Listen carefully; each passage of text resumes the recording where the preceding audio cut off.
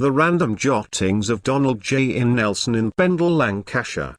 Royle Hall Burnley is a fascinating historical landmark that has played a significant role in the community for over 200 years. The hall has been the centre of church life in Burnley for generations, and the lives of Canon Towneley-Parker and Archdeacon Master, his predecessor, spanned 3/4 of a century of residence in the hall.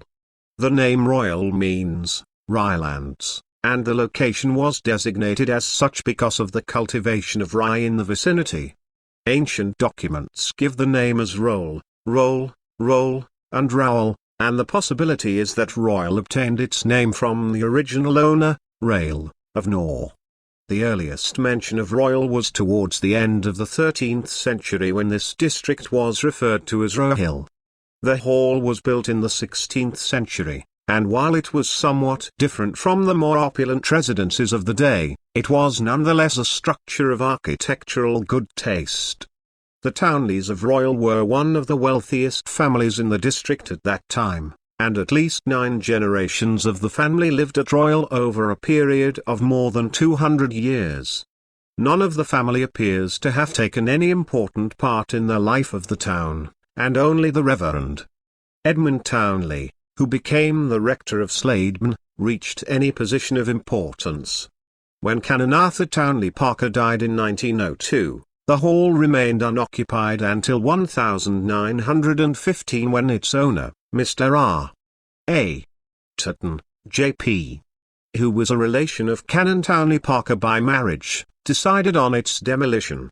Fortunately, the hall was not completely demolished, and part of what were formerly the staff quarters were retained, along with the barn, stables, and other outbuildings.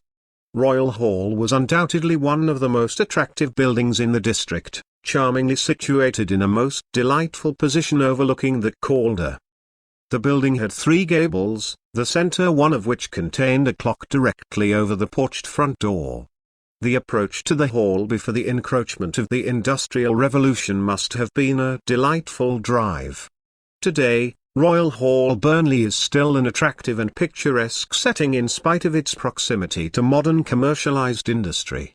The property was purchased by Mr. T. 0. Hitchin and is now a residence of charm and good taste. Much of the garden is still in existence, and there is a preservation order on the adjoining woodlands. Royle Hall Burnley has a rich and fascinating history that continues to captivate visitors today.